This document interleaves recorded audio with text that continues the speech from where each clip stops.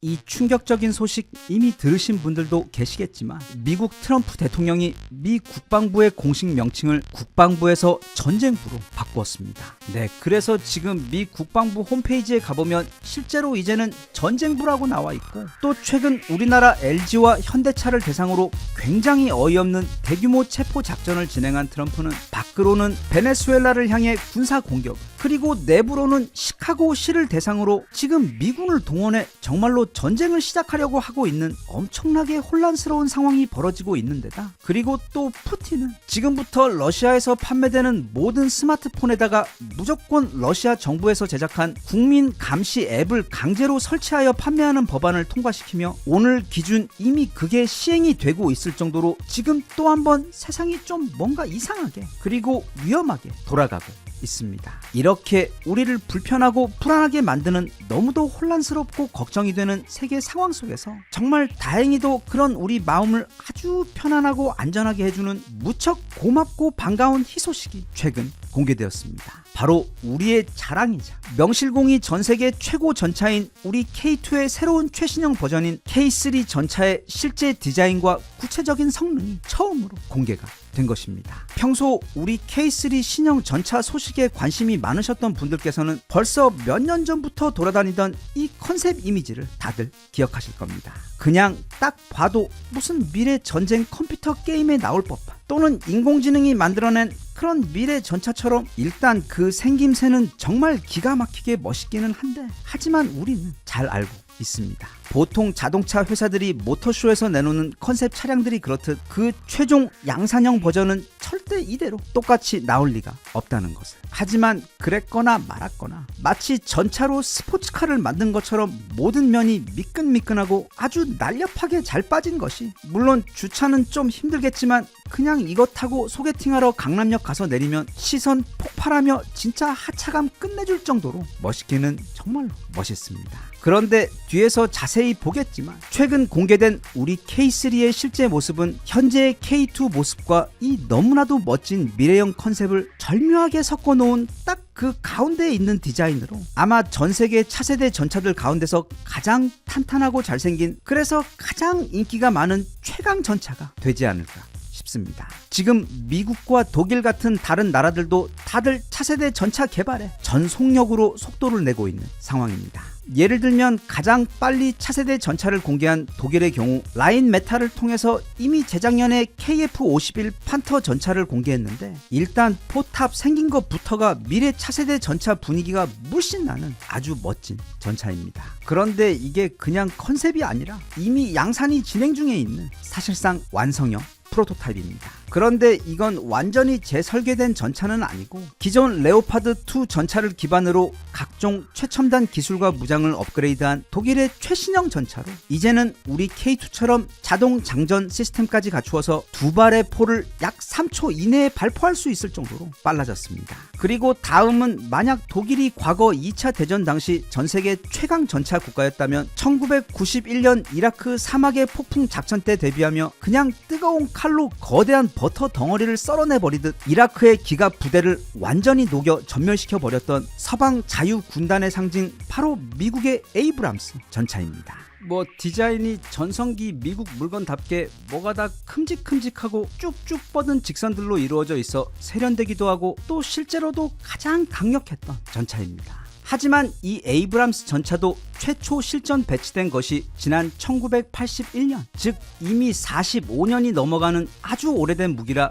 미국에서도 그 후속이 될 차세대 전차를 개발했는데, 그게 바로 이 에이브람스 X 모델입니다. 일단 생긴 건 우리 K3의 컨셉에 비해서도, 그리고 독일 KF-51 전차에 비해서도 크게 특별한 것 없이 얌전한 형태를 가지고 있습니다. 하지만 이런 디자인이야말로 여기 보이는 요즘 인터넷에 많이 돌아다니는 막 외계인과도 싸울 수 있을 것 같은 모습이지만 현실에서는 절대로 볼 일이 없는 컨셉 디자인들 말고 조만간 우리가 실제로 보게 될 세계 각국의 미래 4세대 전차들의 디자인에 매우 가깝다고 볼 수 있습니다. 이 에이브람스 X 전차의 가장 눈에 띄는 업그레이드 변화는 바로 엄청나게 늘어난 센서들과 광학 장비들, 그리고 인공지능으로 제어되는 강력한 기관총 포탑인데, 그건 바로 드론의 공격에 대비하기 위함입니다. 최근 우크라이나 전쟁을 통해 역력히 드러났듯 50억, 100억, 심지어 1000억 원에 달하는 고가의 전차와 폭격기들이 싼 경우 불과 100만 원짜리 또는 비싸봐야 2~3천만 원 하는 공격 드론들에게 완전 무방비로 박살이 나는 상황을 너무 많이 봐서 지금 독일과 미국을 비롯해 우리나라 역시 차세대 전차 개발에 있어 가장 중점을 두고 있는 업그레이드 부분이 바로 어떻게 하면 저 벌떼처럼 날아드는 드론들로부터 전차를 방어하고 공격할 수 있는가에 대한 솔루션입니다. 그래서 이 에이브람스 X 전차도 사실 그 주포도 예전에 120mm 활강포를 그대로 쓰고 있고 또 다른 부분들도 약간의 업그레이드만 이루어졌지만 포탑 위에 있는 저 엄청나게 많은 센서들과 카메라 그리고 전자동으로 사격 통제가 이루어지는 강력한 기관총을 장착해 무엇보다 전장에서 달려드는 드론들로부터 생존력을 높이기 위한 신기술들이 대거 추가된 상황입니다. 그런데 이런 차세대 전차 개발의 방향성은 우리나라 신형 K3 전차에 오게 되며 그 극한을 달리게 됩니다. 일단 이게 현대 로템에서 공식적으로 공개한 차세대 K3 전차의 디자인입니다. 기존에 좀 과했던 그 컨셉보다는 마치 현재의 K2 흑표를 프레스로 살짝 눌러 놓아서 흡사 스포츠카처럼 더 납작해지고 날렵해진 그런 디자인인데 이게 이렇게 그 겉모습에서는 크게 멋을 부리지 않은 매우 보수적인 수준에서만 변화를 주었지만 그 전쟁 수행 능력과 구체적인 내용을 보게 되면 이건 지난 K2와 비교해서도 거의 완전히 다른 진짜로 무시무시한 신형 전차입니다. 그래서 이미 해외에서도 이 신형 K3 관련 정보들이 많이 공유되며 크게 이슈가 되고 있는데 일단 이 신형 K3 전차는 기존 120mm 대신 새로운 130mm 주포를 장착해서 전세계 전차들 가운데 가장 강력한 화력을 갖게 될 예정입니다. 그러니까 이건 독일이나 미국 그리고 프랑스 전차보다도 더 큰 포로 지금까지 볼 수 없었던 가장 강력한 관통력에 더해 무려 5km 밖에 있는 적까지 타격을 할 수 있는 것에 더해 심지어 지금 현대 로템은 포가 날아가며 그 방향을 미세하게 바꿀 수 있는 원격 조종 활광포 관련 기술까지 적용하려고 하고 있습니다. 그리고 이 K3 전차의 경우 디젤과 전기를 결합한 차세대 하이브리드 엔진을 사용해서 강력한 출력과 뛰어난 연비는 물론이고 은밀한 스텔스 기능이 필요할 때는 그냥 전기만 가동하여 거의 아무 소리도 없이 적지를 누빌 수가 있게 됩니다. 그리고 여기서 가장 주목해야 할 신기술 중 하나가 바로 앞서 본 독일과 미국의 전차들에서도 그렇듯 앞으로 크게 문제가 될 드론들의 공격에 대비하기 위해 이 신형 K3 전차는 포탑 위에 초대형 센서와 카메라는 물론이고 자동으로 드론을 찾아내고 추적해 격추하는 거대한 기관총 시스템까지 갖춘 데다 거기에 더해 아예 자체적으로도 스스로 드론을 쏘아 올릴 수 있는 시스템까지 갖추고 있어. 즉 자신은 최적의 스텔스 기능으로 은밀하게 숨은 상태에서 포탑 위로 드론을 날려보내 주변 수십 킬로미터를 움직이지 않고 정찰할 수 있는 신기술까지 탑재하고 있습니다. 게다가 해외 전문가들의 분석에 의하면 신형 K3에 장착되는 외부 장갑의 경우 지금보다 훨씬 더 발전된 신기술이 적용되어 그 두께와 무게 그리고 공간도 적게 차지하면서 그 방호력을 몰라볼 정도로 강력하게 해주는 현대 로템만의 특수 신형 장갑이 적용돼요. 이게 곧 출시되고 나면 전 세계에서 최고의 화력과 성능을 가진 지상 최강의 차세대 전차가 될 것으로 전망되고 있습니다. 이 신형 K3 전차는 지난 2013년 이미 개발이 시작되었고 이제는 그 디자인과 구체적인 성능 관련 내용들이 거의 확정이 된 상태로 그 개발 스케줄에 따르면 늦어도 2030년까지는 그 완성된 시제품이 공개가 될 예정입니다. 즉 지금은 이미 그 프로토타입을 진작에 다 완성해 놓고 이런저런 테스트를 엄청나게 하고 있는 단계로 현대에서 최근 저렇게 디자인을 공개했다는 것은 아마 거의 99.9% 딱 저 모습으로 공개가 될 예정이라는 뜻입니다. 뭐 최첨단 스텔스기야 전 세계에서 미국 따라갈 나라가 없고 또 항공모함 전단 또한 미국이 최강이고 거의 유일하기는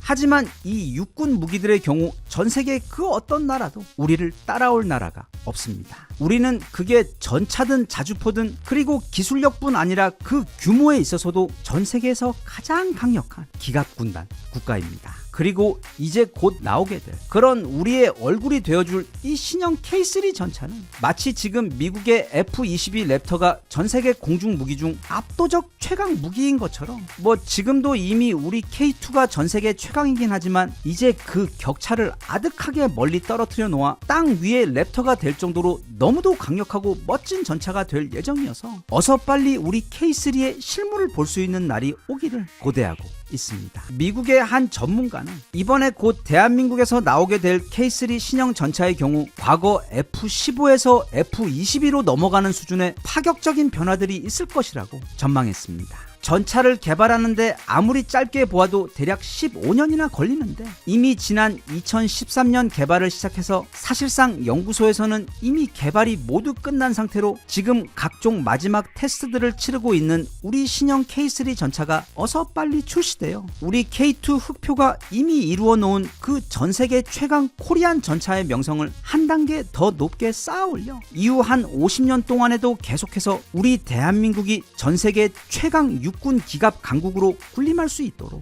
해주었으면 좋겠습니다.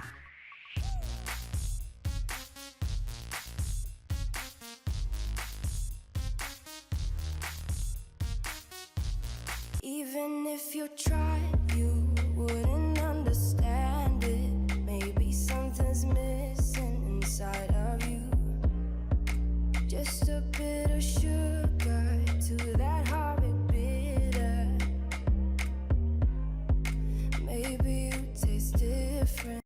지렁이도 밟으면 꿈틀거리는 게 세상 이치인데 문제는 우리나라는 지렁이가 아니라는 점입니다. 게다가 지금 우리와 비슷한 황당한 상황에 있는 다른 나라들, 특히 유럽의 강국들 또한 그냥 동네 서클이 아닌 다 원래 한따까리 하던 강한 국가들이며 또 일본 역시 물론 그 땅이 생긴 건 아주 큰 지렁이처럼 생기긴 했지만 절대로 그냥 지렁이가 아니며 지금 당하고 있는 그 모든 굴욕과 피해를 앞으로도 계속 그냥 당하고만 있지는 않을 국가들이기 때문에 최근 미국의 행보는 장기적으로 볼 때 여러 면에서 매우 아슬아슬하게 보이는 게 사실입니다. 게다가 특히 우리나라의 경우 지금 미국이 꿈꾸고 있는 제조업 부활이라는 사실상 거의 불가능에 가까운 그 꿈을 그나마 가능토록 만들어줄 수 있는 첨단 산업 기반 구축부터 세계 최고의 조선업 기술력까지 모든 걸 다 갖추고 있는 미국의 유일한 동맹국이자 어쩌면 그동안 미국에게 모든 면에서 가장 우호적으로 물심양면 최선을 다해온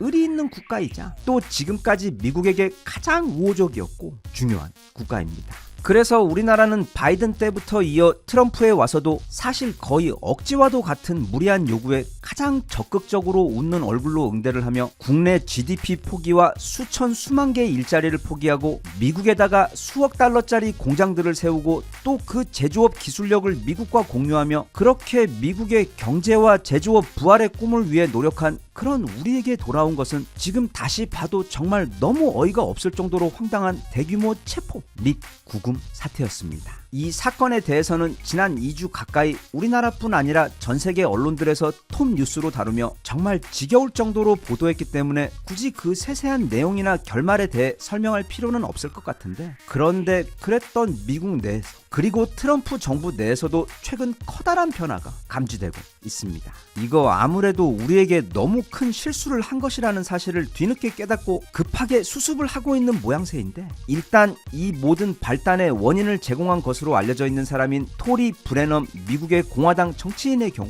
조지아주에서 우리 한국 직원분들이 쇠사슬에 묶여 끌려가는 커다란 사건이 터지자마자 마치 엄청난 자랑을 하듯 자신이 가장 처음 이 현대차 공장 문제를 이민세관 단속국에 신고했다며 그것도 한 번도 아닌 여러 번 주장한 바 있습니다. 이 여자분은 내년에 치러질 중간 선거에서 조지아주 12선거구의 하원 의원 후보로 출마하기로 되어 있는 사람으로 아마 자신이 한국의 공장을 이렇게 신고하고 그 많은 한국 직원들을 한국으로 강제 추방이 되도록 만들면 그게 자신의 표에 도움이 될 것이라고 판단했던 것 같습니다. 그래서 마치 온 세상의 자랑이라도 하듯 바로 내가 그랬어. 이 모든 게 다 내 덕이야. 자신의 SNS는 물론이고 여기저기에다 그 사실을 팥비 알렸던 사람인데 이게 실제로 우리나라의 공장이 멈추어 버리자 그게 생각과는 전혀 다른 결과로 나타나자 보통 이런 사람들이 늘 하는 것처럼 최근 들어서 아무도 납득하지 않을 오리발을 내밀며 완전히 다른 소리를 하고 있습니다.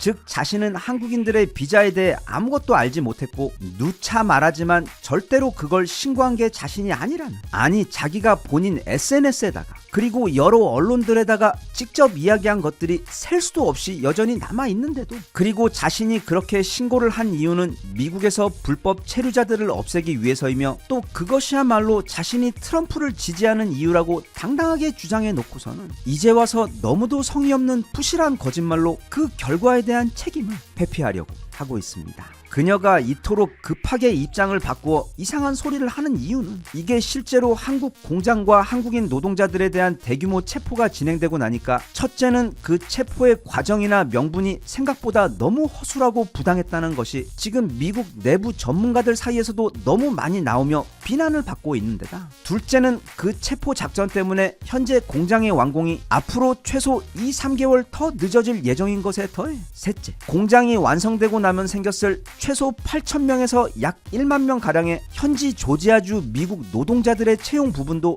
지금 불확실해졌기 때문입니다. 즉 그녀는 아무에게도 도움이 되지 않고 모두에게 해가 되는, 특히 미국과 조지아주 미국 국민들에게 크나큰 손해를 입히는 정말로 엄청난 일을 해낸 것입니다. 미국 켄터키에 있는 포드 자동차 공장에 다닌다는 포니보이라는 근로자는 최근 이 사건에 대해 자신의 틱톡 계정을 통해 입장을 밝혔는데, 그 영상은 지금 미국에서 엄청난 관심을 받으며 화제가 되고 있습니다. 그의 영상 내용을 요약하면 대략 이런 내용입니다. 지금 미국의 제조업은 한국 없이는 아예 돌아갈 수가 없다. 이건 그냥 현대차의 문제가 아니라 포드나 쉐보레 등 가장 미국적인 자동차 제조업체들도 그들의 공장 설비와 최신 장비들을 모두 한국에서 한국인 기술자들이 와서 설치하고 그 사용 방법을 미국인 노동자들에게 가르쳐주는 방식인데, 한 예로 자신이 다닌 켄터키 글렌데일의 포드 공장 역시 건물 설계부터 기계 설치 및 세팅까지 모두 다 한국의 SK 엔지니어링에서 진행했고, 그래서 지금 만약 갑자기 그 한국인들이 모두 미국에서 사라져버리면 공장을 제대로 돌릴 수도,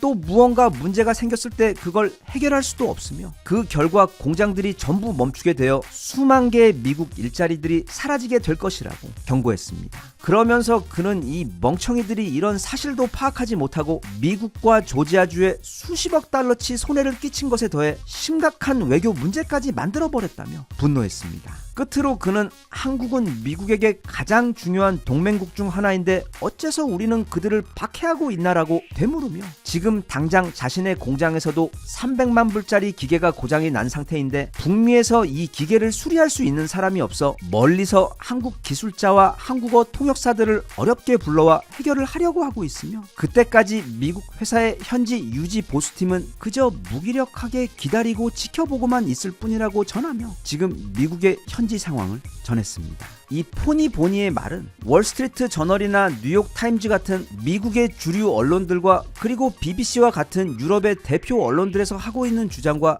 맥을 정확히 같이 합니다. 즉 월스트리트 저널의 경우 미국은 한국으로부터 대규모 투자를 원하고 또 동시에 미국 내에서는 그 시설들을 감당할 인력이 없으면서도 어째서 이렇게 그 한국인 노동자들을 사슬로 결박해 대대적으로 뉴스에 보도되는 장면을 만들었는지 비난하며, 어떤 경우든 지금의 이런 상황은 트럼프 대통령이 원하는 바를 이루는 것에 크게 방해가 될 것이라고 지적했으며, BBC의 경우도 한국은 미국에게 관련 비자 문제를 해결해 달라고 무려 50번이나 요청을 했고, 또 한국은 미국에게 최고의 동맹이며 수십억 달러에 달하는 투자를 진행했음에도 불구하고 이런 놀라운 조치를 취했다며 보도했을 정도로, 이건 너무나도 당연한 반응이긴 한데 한국뿐 아니라 미국과 세계 언론들 모두 한 목소리로 이번 사건에 대해 크게 우려하고 분노하고 있습니다. 그러자 뒤늦게 사태의 심각성을 인지한 듯한 트럼프는 최근 언론을 통해 성명을 내기를 미국은 외국인 근로자들을 환영한다.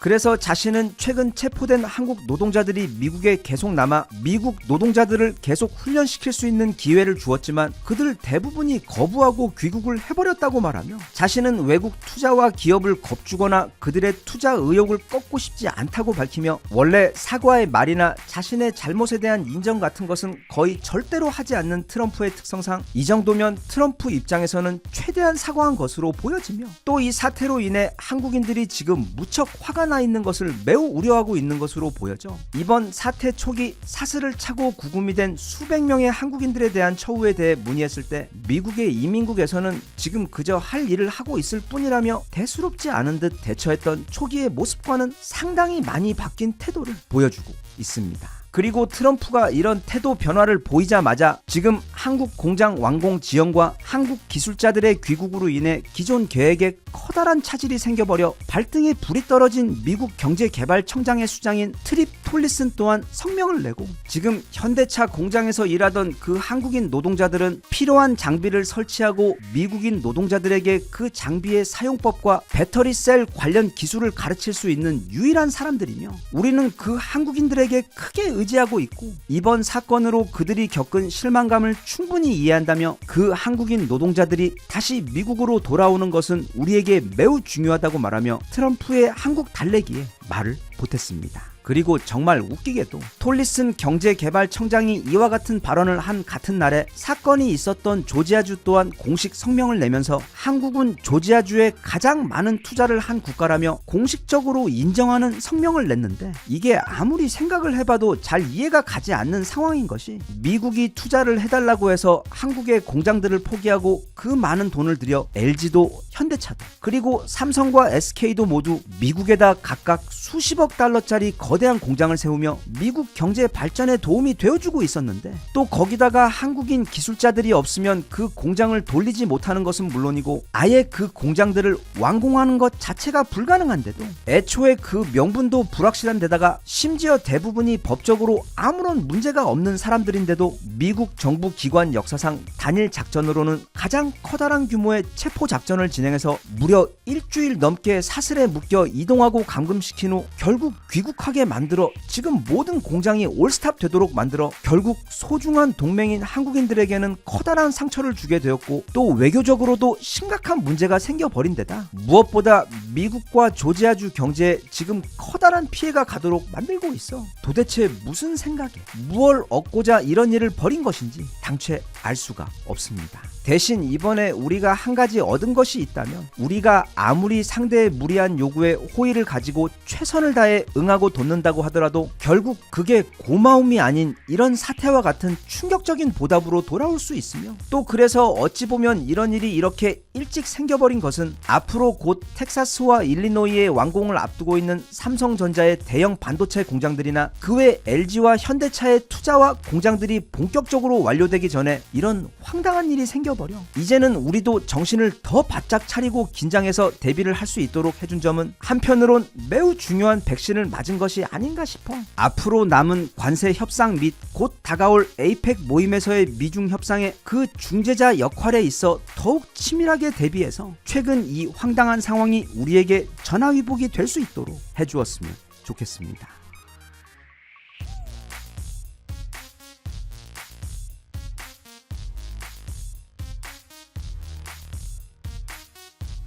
Even if you tried, you wouldn't understand it. Maybe something's missing inside of you.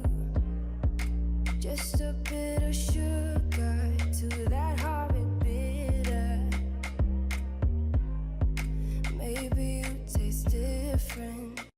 저 UFO처럼 옆에서 날아와 갑자기 위로 솟구치며 허공에서 무언가를 때려 폭발시키는 것들, 그리고 사실 미사일의 궤적이라고는 설명하기 어려운 유연하면서도 아름다운 선을 그리며 바쁘게 하늘에서 전투를 벌이고 있는 무기의 이름이 바로 아이언돔입니다. 한국어로 직역하자면 철의 바가지, 즉 이 철바가지를 뒤집어서 어떤 지역 위에다가 동그랗게 눈에 보이지 않는 방호막을 만들어 외부에서 날아오는 미사일들을 모두 격추하는, 사실 날아오는 총알을 총알로 막아내는 것과 마찬가지인 근대 무기공학 기술의 꽃같은 최첨단 대공방호 무기입니다. 이 아이언돔을 가장 잘 활용하고 있는 나라가 바로 이스라엘인데, 이스라엘은 영토가 작고 인구까지 적은 데다 정말 온 사방이 미사일 부자 적들로 둘러싸여 있다 보니 자국의 미국의 하늘을 방어할 수 있는 사실상 유일한 방편인 이 아이언돔을 개발해 이스라엘 국토 여기저기에 촘촘하게 박아놓고 활용 중입니다. 그래서 실제로 최근 있었던 하마스와 헤즈볼라 그리고 이란의 미사일과 드론 공격들도 거의 99%에 가깝게 이 아이언돔이 모두 막아내면서 그 실제 방어 효과가 이미 충분히 증명이 된 엄청난 무기입니다. 그런데 이 엄청난 철바가지가 이제 우리나라에도 배치됩니다. 아니, 이미 배치가 끝났습니다. 최근 어떤 일인지 미 국방부는 랜디 조지 미 육군 참모총장이 주한미군 부대를 방문하는 장면을 공개하면서 그 뒤로 미국판 아이언돔인 IFPC가 배치되어 있는 장면을 노출했습니다. 앞서 살펴본 아이언돔의 경우 이스라엘의 방위 산업체 라파엘과 이스라엘 항공우주 산업이 공동으로 개발한 것인데 그 아이언돔이 최초 개발된 것이 지난 2007년인 반면 이 IFPC는 지난해 처음 그 존재가 공개된 아주 따끈따끈한 최신형 근거리 미사일 요격 시스템입니다. 그래서 그 요격 성능도 이스라엘의 아이언돔보다도 훨씬 더 정교하고 강력한 것으로 알려져 있는 무기로 미 의회 조사국 보고서에 설명된 보고서에 따르면 이 IFPC는 어떤 한 회사가 개발해서 미 육군에 납품을 하는 것이 아닌 아예 미 육군이 여러 군수 기업들을 팀으로 짜 모아서 작정하고 만든 사실 굉장한 프로젝트입니다. 여기에는 우리가 익히 들어 잘 알고 있는 미 군수 산업의 심장과 척추와도 같은 록히드 마틴과 보잉은 물론 차세대 록히드 마틴이 될 확률이 높은 최첨단 밀리터리 드론 제조사인 엔듀릴까지 포함하여 거의 무슨 올스타전과 같은 최고의 기업들과 두뇌들이 힘을 합쳐 완성해낸 꿈의 대공방어 시스템입니다. 자, 그런데 이 IFPC가 그렇게 대단하긴 한데 여기서 우리에게 정말로 중요한 포인트는 어째서 이 귀한 최신식 최첨단 무기를 그것도 딱 지금 이 시점에 우리나라에 배치했느냐는 것입니다. 즉 최근 들어 이 IFPC의 주한미군 배치 외에도 마치 날개를 이식받고 하늘을 날고 있는 에어리언처럼 너무도 멋있게 생긴 미군의 최첨단 무인기이자 전세계 군사 드론계의 조상님이신 그 이름조차 무시무시한 사신 MQ-9A 리퍼가 최초로 지난 7월부터 주한미군에 순환 배치되기 시작했고 또 올해 초에도 미군의 최신 정찰 플랫폼인 하늘의 눈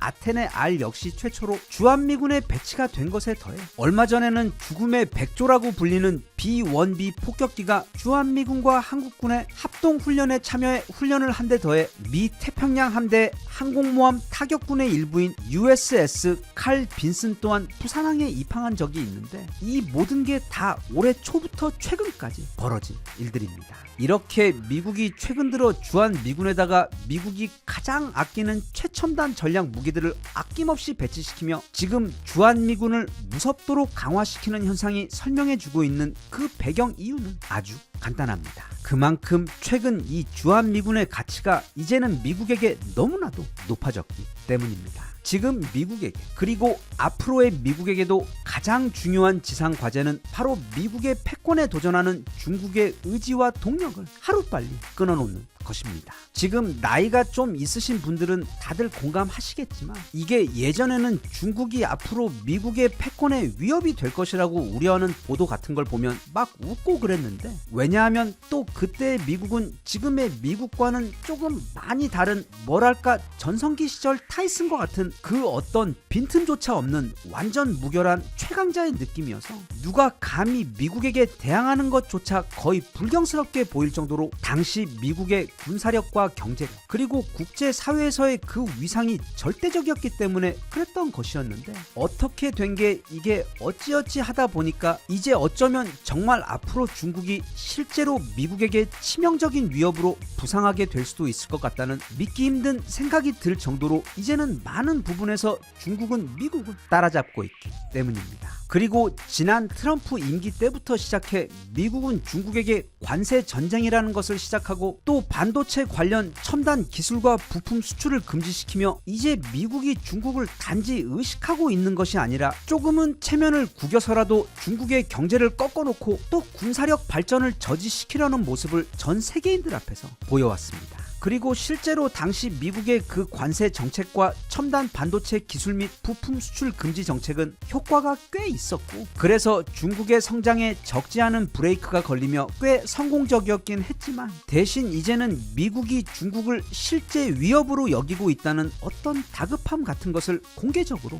노출하게 된 부분도 있습니다. 우리가 얼마나 중국을 싫어하는 것과는 별개로, 그리고 대부분 세계인들 역시 중국을 너무도 싫어하는 것과도 별개로 중국은 강합니다. 그리고 세계 무대에서 그 강함이라는 건 가장 원초적인 차원에서 바로 군사력에서 승부가 나기 때문에, 현재 미국에게는 지금 하루가 다르게 발전하고 덩치를 키워가고 있는 중국의 군사력과, 또 그래서 이 아시아 태평양 지역에서 중국 군사력의 확장을 저지하고 그걸 효과적으로 봉쇄하는 것이 가장 시급한 문제이자 절실한 과제입니다. 그런데 지금 그렇게 중요한 과제의 핵심 열쇠는 바로 우리 한반도에 있고, 더 구체적으로는 우리나라와 주한미군에게 달려 있습니다. 현 시점 우리나라는 단지 미국의 동맹이나 우방 같은 존재가 아닌 미국의 미래가 달려있는 가장 중요하고도 소중한 구원자라고 보아도 크게 과장이 아닐 정도로 너무도 중요한 국가입니다. 최근 중국과 러시아 그리고 북한이 엄청 가깝게 지내면서 어쩌면 과거 소련 연방보다 더 크고 강력한 일종의 새로운 공산주의 전선을 이루고 있는데, 중국 혼자서야 아직 많이 어렵지만 그 셋을 다 합하면 이제 미국 혼자서는 그 결과를 장담하기 어려울 정도의 실제적 위협이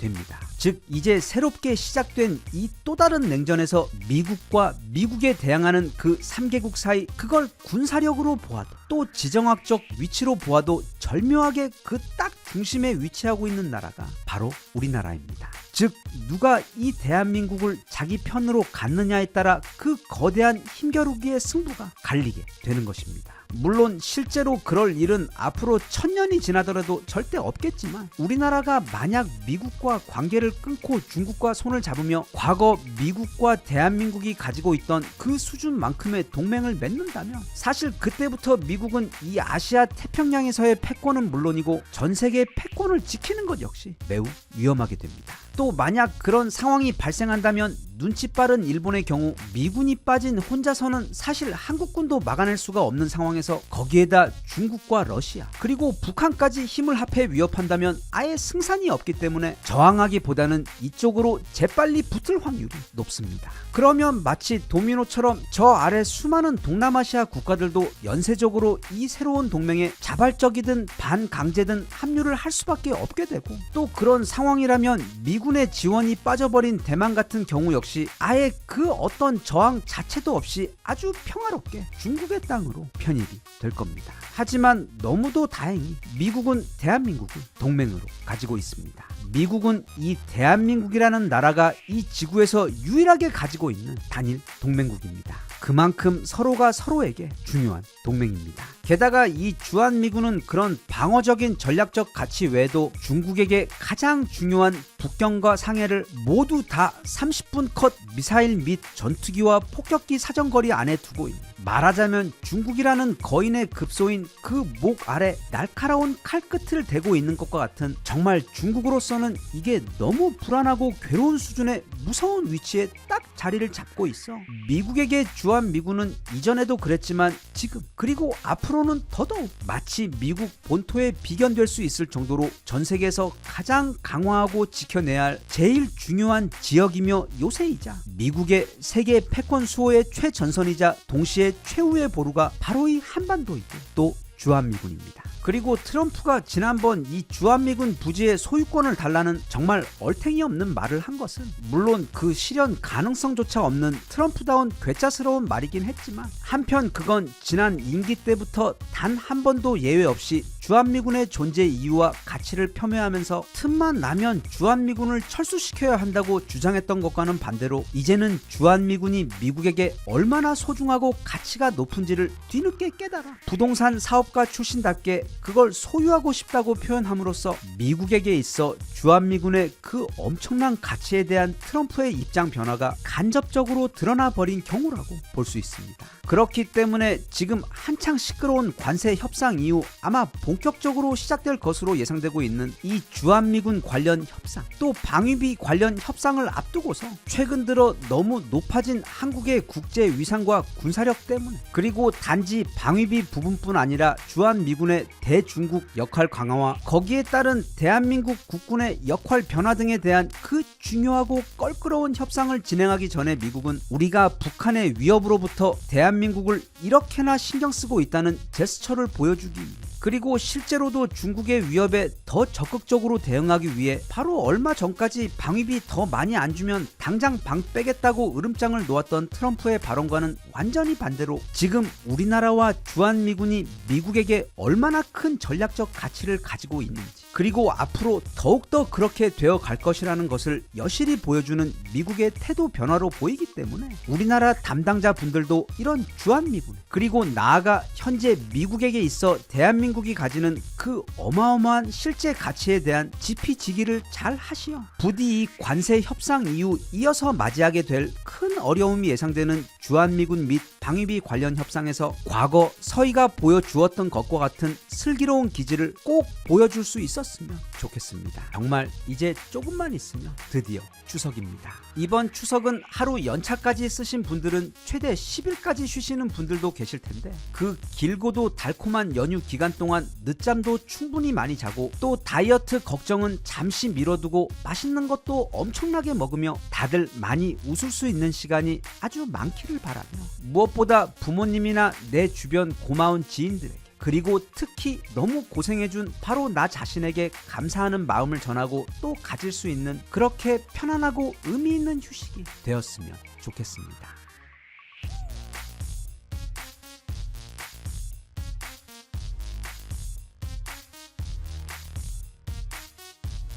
Even if you tried, you wouldn't understand it. Maybe something's missing inside of you. Just a bit of sugar to that horrid bitter. Maybe you taste different.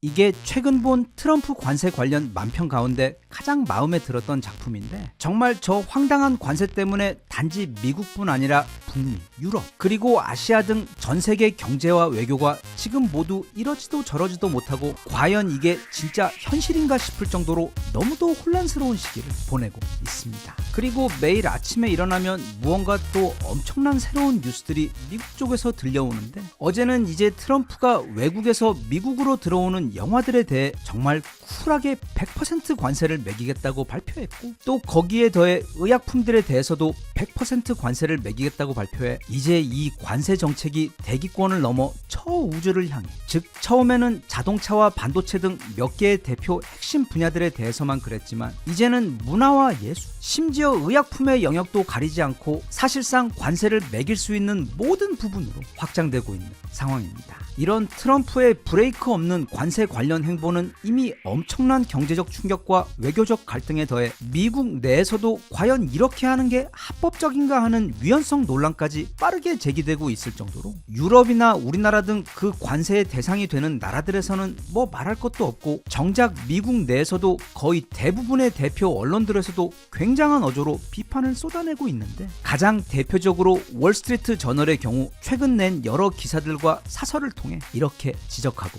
있습니다. 일단 월스트리트 저널은 트럼프의 이 관세 정책 사태에 대해 역사상 가장 멍청한 관세 전쟁이라고 요약했는데, 그들이 그렇게 지적한 데에는 매우 합리적인 근거들이 있습니다. 첫째는 그 어떤 나라도 자기들의 이웃 국가, 즉 자국과 인접해 있는 국가들에 대해서는 이런 공격적인 정책을 펼치지 않는데, 왜냐 왜냐하면 자칫 그게 잘못되었을 경우에는 복합적 보복을 불러오게 되며 관계 파괴로 이어질 수도 있기 때문입니다. 그런데 트럼프가 가장 먼저 관세를 때리며 사이가 틀어진 곳이 바로 미국의 유일한 인접국인 캐나다와 멕시코입니다. 둘째, 자기 모순적인 선전구호. 즉 트럼프는 그가 전 세계를 상대로 이런 황당하고 사실 매우 부당한 관세 전쟁을 시작하고 있는 이유가 무역 적자를 해결해서 미국의 경제를 부흥시키기 위함이라고 주장하고 있는데, 실상은 이 모든 관세 전쟁이 미국에게 인플레이션으로 돌아와 미국 소비자들의 생활 경제 부담을 증가시키게 되고, 또 그건 소비자들이 지갑을 닫게 만들어 다시 미국 내수 시장의 소비 둔화로 돌아오게 만들어 결국 미국 경제 전체가 정체되고 후퇴하게 만들 것이기 때문에 과연 이게 정말로 미국 경제와 미국인들을 위한 관세 전쟁인지 월스트리트 저널은 묻고 있습니다.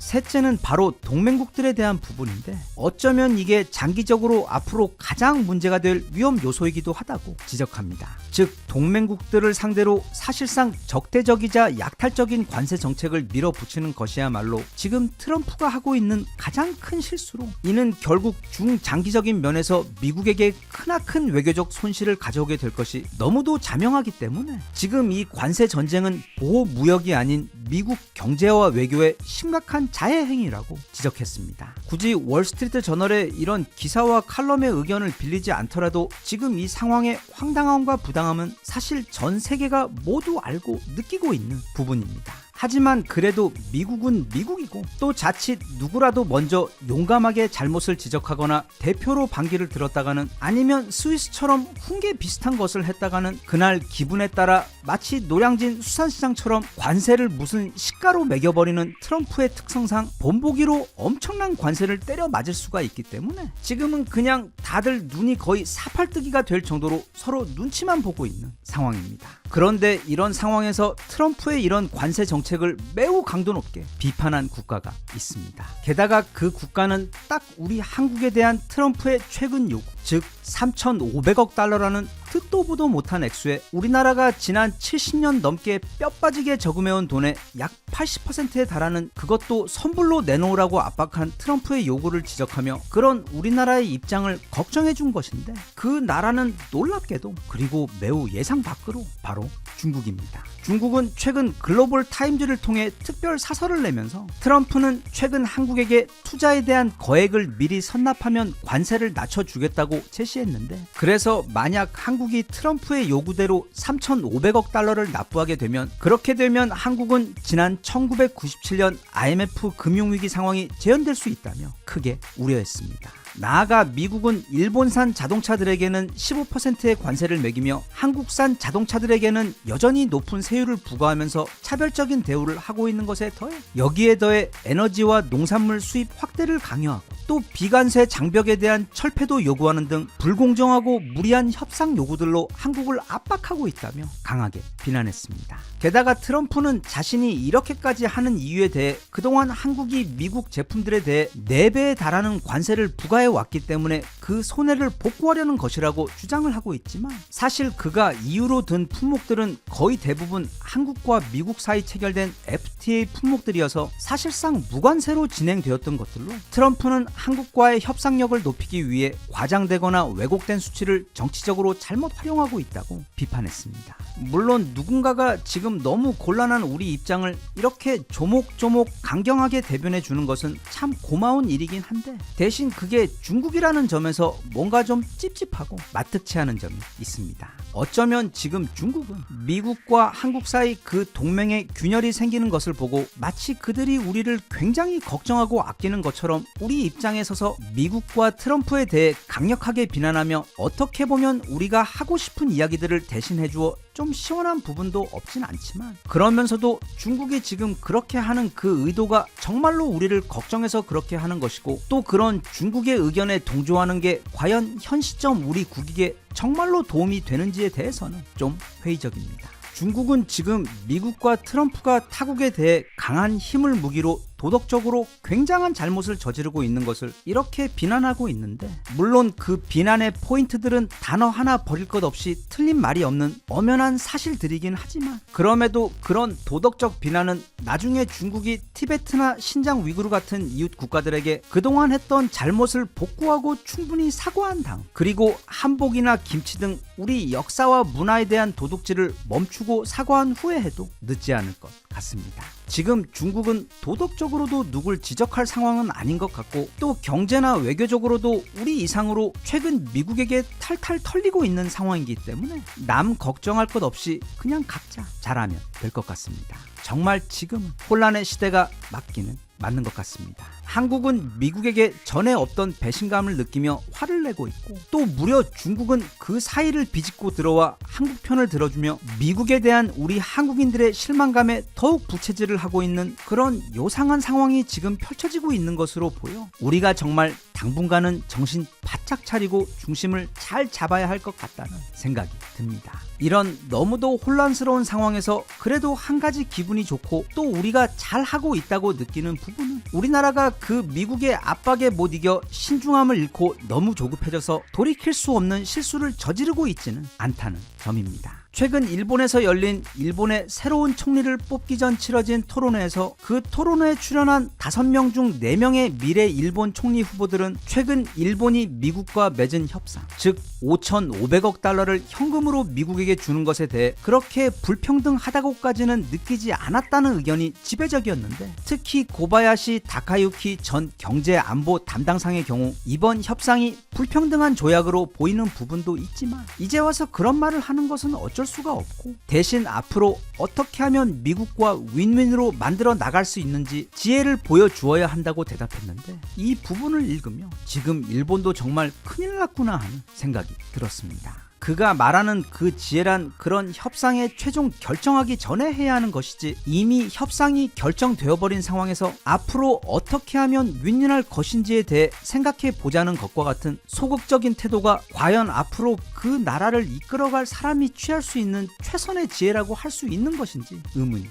들었습니다. 그런데 우리나라는 아직 미국에게 준 것이 없습니다. 물론 엄청난 압박을 받고는 있지만, 그리고 그런 실질적인 압박 속에서 상대가 원하는 것을 주지 않고 버티는 것이 그게 말처럼 쉬운 것은 아닐 테지만, 아무튼 지금 우리나라는 미국과의 협상에 있어 아주 유리한 결과를 얻어낸 것도 없지만, 대신 일본처럼 앞으로 두고두고 후회하게 될 끔찍한 결과를 스스로 확정 지어버리는 실수 또한 아직 하지 않고 있어 여전히 일말의 가능성을 지켜내고 살려두었다는 점만으로도 지금 매우 선방하며 정말 잘해주고 있지 않나 싶습니다. 게다가 또 정말 하늘이 도와서 어떻게 타이밍이 지금으로부터 딱 한 달 후인 10월 31일부터는 경주에서 세계 정상들이 모두 모이는 에이펙, 즉 아시아 태평양 경제협력체 2025년 정상회의까지 예정되어 있어 앞으로 한 달간 미국과의 협상을 잘 이끌어 간 다음 결정적으로 우리나라에서 열리는 그 에이펙 회의의 기회를 잘 살려 거기서 어떤 도깨비 방망이 같은 기가 막힌 외교적 돌파구를 찾아, 즉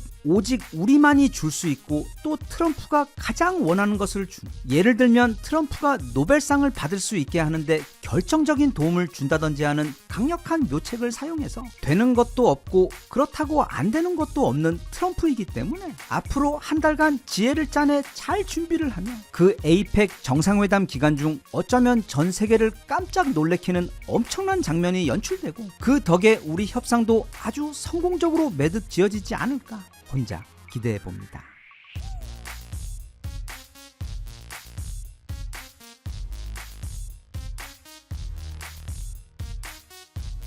Even if you tried, you wouldn't understand it. Maybe something's missing inside of you. Just a bit of sugar to that horrid bitter. Maybe you taste different. 얼마 전 어떤 외국분께서 한국에 사다리차 쇼츠를 한 편 올리셨는데 그게 거의 2천만 뷰나 나올 정도로 엄청난 인기를 끌었습니다. 사실 한국의 이사 시스템 중에서 외국인들이 가장 놀라는 부분이 바로 사다리 차입니다. 외국의 경우 대부분이 저층이라 보통 사람들이 물건을 들고 직접 옮기기 때문에 보기 매우 힘든 광경이지만 우리나라의 경우 거의 모두가 다 아파트에 살고 있어 때로는 종종 20층이 넘어가는 엄청난 높이까지 너무도 가늘고 긴 사다리가 연결되어 그 위로 정말 아슬아슬하게 무거운 가구와 짐들이 오르내리는 광경은 물론 우리 입장에서야 이걸 어릴 때부터 수도 없이 봐와서 별 감흥이 없겠지만 이걸 처음 보는 외국인들의 경우는 엄청나게 놀라곤 합니다. 가장 효율적이고 빠른 속도로 이사가 가능한 방법, 즉 우리 한국인들의 적성에 가장 만족스럽도록 이삿날 일처리를 빠르고 효율적으로 할 수 있도록 해주는 이제는 절대로 없어서는 안 되는 귀한 문화입니다. 모두가 잘 알다시피 우리나라가 예전부터 가장 유명한 것이 바로 빨리빨리 문화입니다. 이건 외국인들이 한국에 오면 제일 먼저 느끼게 되는 부분이기도 한데 실제로 그건 분명 어젯밤에 자기 전에 주문했는데 오늘 새벽에 이미 배송이 와 있는 좀 너무 심하게 빠른 우리나라의 택배 서비스나 또 그 택배 역시 반품을 하려고 접수하고 밖에 내놓으면 불과 반나절 만에 택배 요정이 가져가 버리는 것에서 잘 알 수 있듯이 또는 다른 나라 전차들의 경우 주문하면 보통 빠르면 5년에서 10년도 걸리는 것을 우리나라 전차와 자주포들은 주문이 들어오는 동시에 이미 몇 개월 후 그 첫 인도분이 현지에 배달이 되는 등 우리나라는 그게 택배든 무기든 물건 제작이든 가리지 않고 그게 뭐든 전 세계에서 가장 빠릅니다. 그런데 여기에는 또 한 가지 매우 중요한 부분이 있습니다. 우린 빠르기도 빠르지만 그 일처리나 만드는 물건의 퀄리티도 최고입니다. 즉 우린 그저 급하게 서둘러 빠르게만 뭘 하는 게 아니라 모든 일을 최대한 효율적으로 하여 그 만족도를 최대치까지 높여야만 직성이 풀리는 그런 사람들입니다. 그렇게 속도와 효율 그리고 일 마무리의 퀄리티까지 무엇 하나 놓치기 싫어하는 욕심쟁이 우리 한국인들의 성향이 가장 두드러지게 나타나는 분야가 한 곳 있는데 그게 바로 이사 서비스입니다. 참 우리처럼 이사 많이 하는 나라도 없을 겁니다. 다른 나라의 경우 예를 들면 대표적으로 미국의 경우 이사를 할 때 직접 박스를 구입해 짐을 일일이 다 싸고 트럭을 빌려 운전까지 해야 하는 등 그 과정의 처음부터 마지막 정리까지 모든 걸 다 직접 해야 합니다. 물론 거기에도 이런 걸 해주는 업체들이 있기는 하지만 그 비용이 대략 약 450만 원 정도 하기 때문에 이미 이것마저도 너무 높아서 엄두가 나지 않는데 여기에다 또 우리나라처럼 완벽하게 이사를 하려면 패킹 서비스 업체를 따로 골라야 해서 그것 역시 약 150만 원 가량 추가로 들어가고 또 그게 장거리 이사일 경우에는 적게는 600만 원에서 많게는 최대 3천만 원까지 추가 비용이 붙어 미국에서 한번 이사를 한다는 것은 너무도 힘이 들고 비싼 커다란 일입니다. 그런 미국에 비해 우리나라에서 받는 이사 서비스는 약간 거짓말처럼 편하고 저렴하며 모든 부분에서 완벽합니다. 우리는 그냥 몸만 이동하면 될 뿐 단지 집만 옮겨지는 게 아니라 우리의 삶이 그대로 완벽하게 새 집으로 옮겨지게 되는데 이 모든 게 바로 한국의 전매 특허인 포장 이사 시스템 덕분입니다. 다들 경험이 워낙 많으셔서 잘 아시겠지만 한국에서의 이사는 대략 이렇게 진행이 됩니다. 이삿날이 되면 아침 일찍 건장한 성인 남성분 4-5분께서 집으로 방문하신 후 각각의 플라스틱 바구니 안에 집에 있는 물건들을 뽁뽁이 같은 걸 사용해 한 개 한 개 꼼꼼하고 정성스럽게 담아주십니다. 그리고 이 모든 패킹 작업이 정말 엄청나게 빠르게 진행이 되는데도 가구나 물건에 스크래치 하나 나지 않을 정도로 깔끔하게 포장이 된 후 그 다음에 그 짐들을 모두 다 커다란 트럭 안으로 차곡차곡 채워 넣은 다음 이제 그 트럭은 새 집으로 이동을 합니다. 보통 이때가 점심시간쯤 되어서 이사회사 아저씨들도 또 우리들도 이때 이동을 하며 간단하게 점심을 먹습니다. 그래서 점심 먹고 커피 한 잔 마신 후 천천히 집으로 돌아가 보면 이미 아저씨들께서는 트럭에서 짐을 모두 다 꺼내온 후 그걸 원래 순서의 역순으로 조심히 풀어서 새 집에다 세팅을 해주시는데 앞서도 말했듯 정말로 원래 집이 그대로 여기로 옮겨온 듯 너무도 완벽하고 똑같이 마치 집만 바뀌고 그 생활 그대로가 옮겨온 것처럼 짐을 풀어주십니다. 그 외에도 이사를 하며 벽걸이 TV나 에어컨도 해체하고 다시 설치해 주시고 필요 없는 가구들도 다 알아서 버려주시기까지 하는데 우리나라에서는 이 모든 서비스들이 다 무료입니다. 그런데 이런 이사 서비스 업체들 가운데 얼마나 이사에 진심이며 또 자신이 있으면 이사 도중 파손이 발생할 경우 그걸 본사에서 100% 책임지는 제도로 운영되는 곳이 있는데 바로 아정당입니다. 모델이 무려 원빈입니다. 아정당 이사는 본사에서 100% 보장하는 본사 책임제로 이사하다가 TV나 냉장고 같은 것이 파손될 경우 본사에서 최대 1,000만 원까지 보상을 해주며 또 이사 당일 불만족 시에는 전액을 환불해주는 보장 이사라는 것도 가능하며 견적을 받을 때에도 365일 밤 10시까지 비대면으로 무료 상담이 가능합니다. 게다가 청소 시스템도 체계적인데 일단 고온 스팀 초강력 살균기로 바닥부터 천장까지 소독을 해준 다음 마루나 카페트 같은 곳들도 다 전문 장비를 사용해 청소를 해준 후 그렇게 청소를 받은 후 이후 3일 동안은 미흡한 부분이 있다면 다시 방문해 AS를 해주는데 놀랍게도 이 모든 것이 다 무료입니다. 그러니 앞으로 이사 계획이 있으신 분들은 이 아정당 이사 청소 잘 기억해 놓으셨다가 꼭 이용해 보시길 추천드립니다. 그리고 아정당과 지원금 이야기를 좀 더 해보자면 우리가 보통 이사를 하면 약정이 끝난 정수기나 가전 또는 인터넷을 새로 설치하는 경우가 많은데 이때 주의할 점이 한 가지 있습니다. 바로 현금 사은품을 최대로 받아내는 것입니다. 그런 면에서 앞서 소개한 아정당의 경우 전국 가입자 수로 1위로 최대치의 현금 사은품 지원이 가능하고 만약 다른 곳보다 그 혜택이 적으면 그 차액의 120%를 보상해주기까지 합니다. 그리고 그 모든 신청이 그냥 전화 한 통이면 가능합니다. 예를 들면 인터넷 TV가 최대 48만원, 정수기의 경우 최대 30만원으로 그래서 총 78만원을 받을 수가 있는데 그냥 이사하면서 설치를 하면 그날 하루도 걸리지 않아서 현금 78만원을 받을 수가 있는 것입니다. 이건 액수도 액수지만 너무도 쉽고 신속하게 처리를 해주어 우리 한국의 이사 문화와도 아주 잘 어울립니다. 참고로 앞서 설명한 그 지원금들은 나라에서 정해준 혜택들이기 때문에 가급적 꼭 신청해서 놓치지 않고 받으시는 게 좋습니다. 추후 이사 계획이 있으신 분들은 조금 지나칠 정도로 꼼꼼하고 친절한 서비스로 유명한 아정당에 연락해 알아보시고 또 잊지 말고 지원 가능한 모든 현금 혜택들도 꼭 다 챙기시길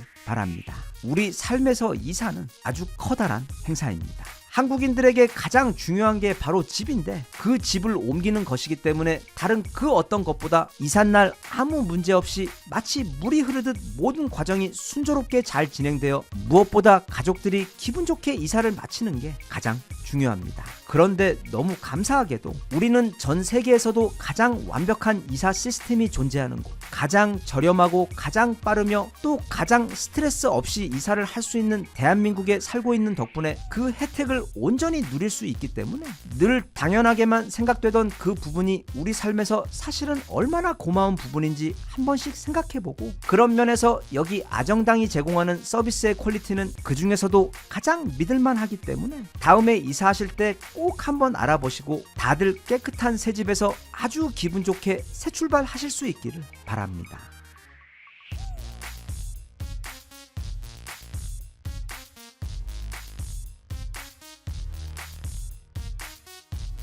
Even if you try, you wouldn't understand it. Maybe something's missing inside of you. Just a bit of sugar to that heart.